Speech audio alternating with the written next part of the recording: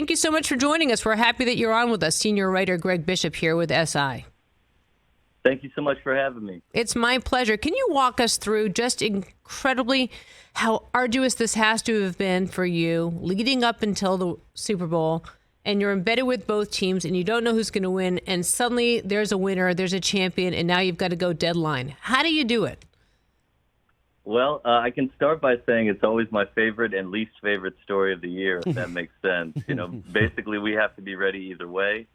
I like to be ready for whoever plays well in the game. I want to be able to sort of tell the story of their season, tell the story of their individual background and how they arrived there, and then ideally be able to stitch it all together. That generally means in the neighborhood of 100 interviews or so.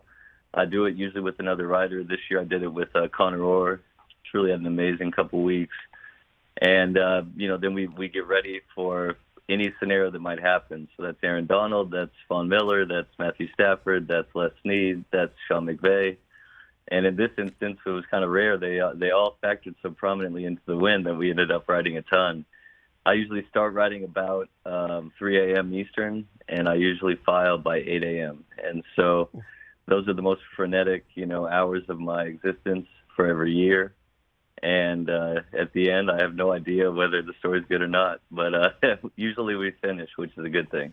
How do you get so in-depth? How do you write when you weren't in these particular situations? Like, for instance, the evening of January 30th, you write about the Staffords and the Whitworths in Cabo. They just happened to be there at the same time.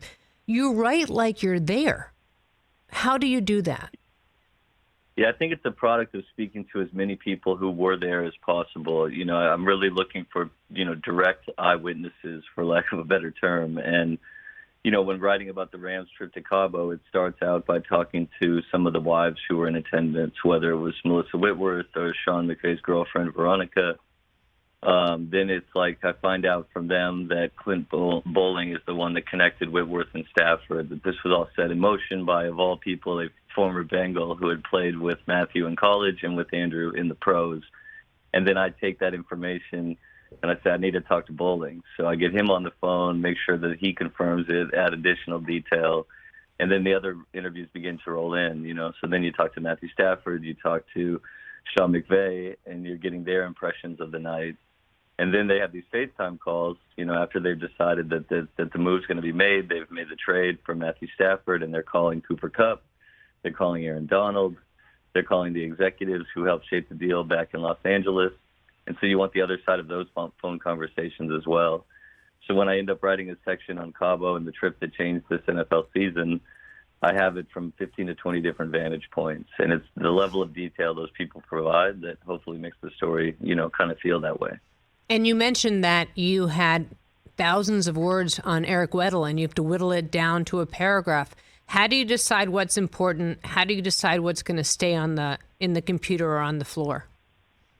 Yeah, that's always the hardest part. I think when I dropped everything I had pre-written, whether it was for stories that ran online or for stuff I call pre-writing, just sort of to have into the file with that and interviews and research, at about midnight last Sunday, I had about 77,000 words. Ooh. It ended up running about 8,500.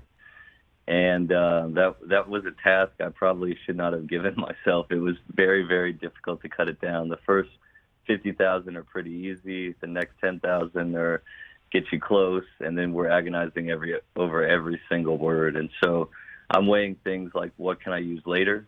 Who would be a good story down the road? Who might make for a good magazine story in our next issue? Because we can't publish the Super Bowl game story in the issue because of the lag time between close and print. But we do a special commemorative issue that's just about the Rams. So I may have something on one of the players in the next issue. I'm looking at how do these things relate to each other. I'm trying to consider the time of the people that want to read this thing and how far they're going to make it in the story.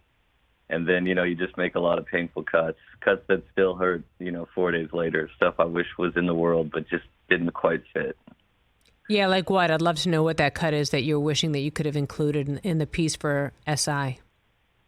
I ended up writing 4,300 words on Matthew Stafford, and he was a big part of the game. But because I wanted to fit in Von Miller telling Sean McVay, come get me at a nightclub in 2018, and I wanted to fit in Weddle playing pickup basketball games to try to get his pro athlete fix. And I wanted to fit in Beckham insisting on number 3 and having to negotiate with Cam Akers in order to come over, that I ended up using maybe 1,000 words of Stafford when I would have liked to have used more. There was one story that I really loved where he's at dinner with a couple Lions teammates and he doesn't know what American Express points are. And they're all kind of laughing at just how normal he is. This is not a guy that seems like a star quarterback. He doesn't even know that he has American Express points, and they have him look it up on his app how many he has, and it turns out he has 2 million.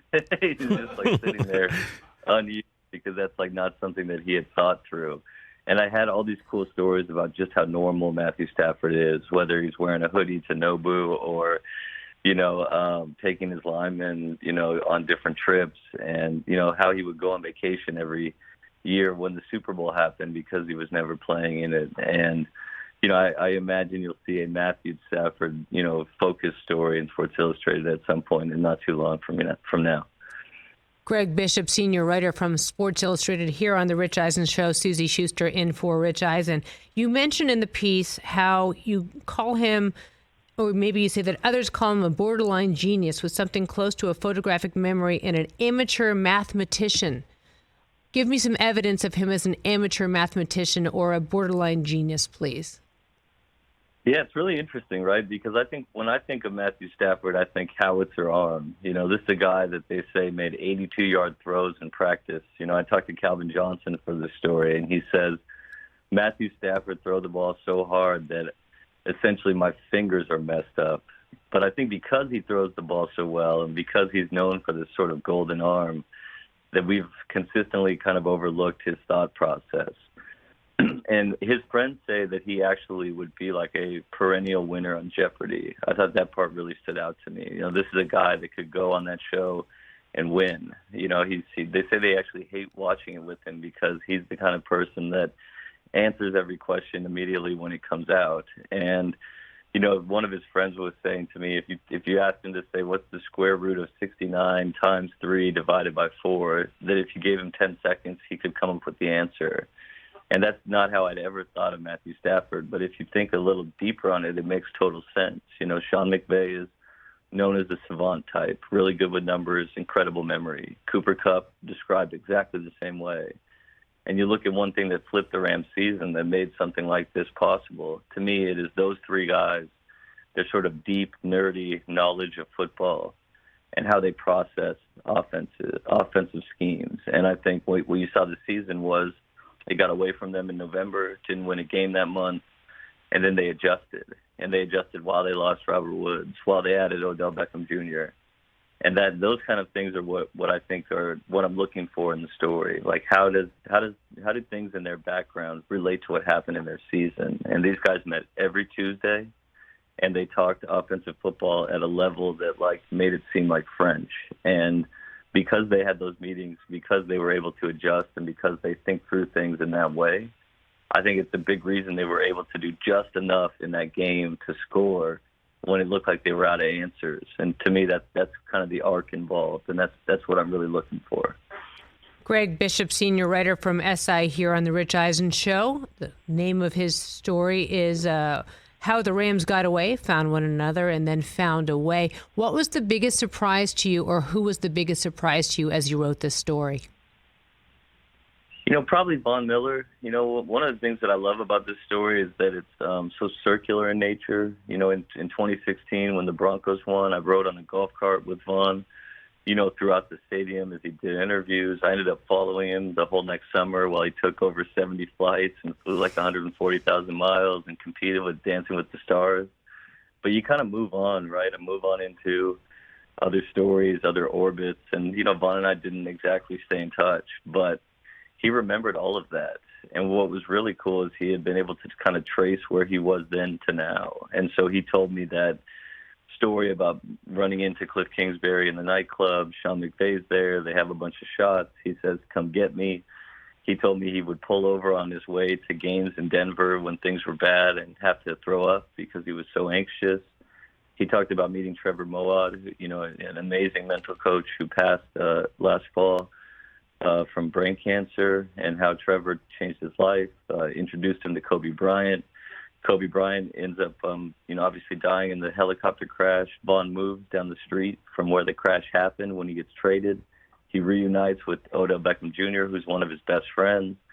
McVay remembers their conversation. It was just so poetic in how circular it was that it really kind of floored me. That not only had he grown, but he could see the aims of the story as they related to his life and having a kid and playing for Demaryius Thomas. And I just thought he really opened a vein the last couple of weeks, and I was really, really grateful for it.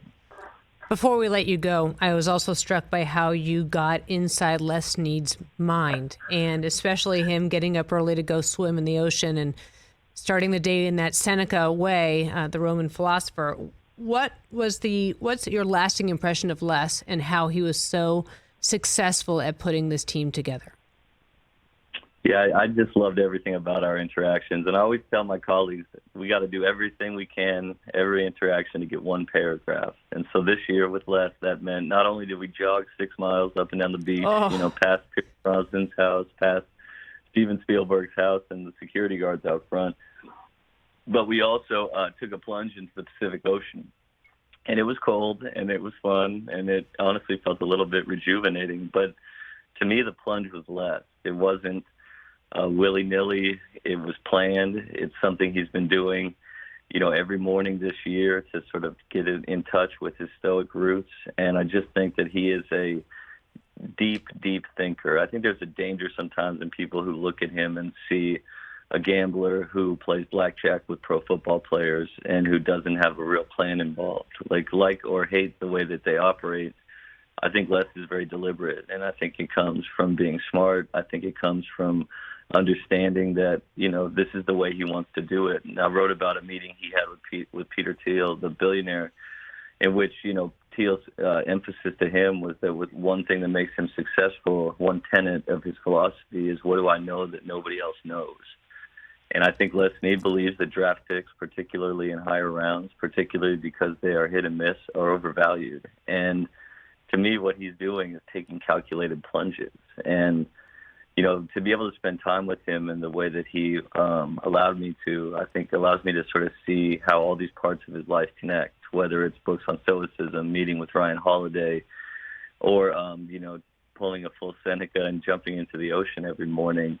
It's not like he has that part of his life and then the football part. To me, they are connected. They speak to a philosophy that's very clearly defined. And, all you need at that point is time with him to sort of really draw the connections out. And that's another one that I was really grateful for. Even the way you mentioned casually in his notebook, he wrote, "Who is this guy Cooper Kupp?" You really, Greg, I can't tell you enough how much I enjoyed it. You really take us there in the moment. You really made us feel like you were along for the ride. You really made us feel like we were intimately involved in this buildup. And I can't thank you enough. It's just spectacular. You're far too kind, Suzy. I need to have you be my new agent. So thank you very much for the kind words. It means a lot. I'm available, and there are many people who'd probably say I'm not too kind, so I'll take it with you. But how the Rams got away, found one another, and then found a way. Greg, just spectacularly written. Thanks again for your time. Hey, you watched all the way to the end. Thanks for that. Watch more right here.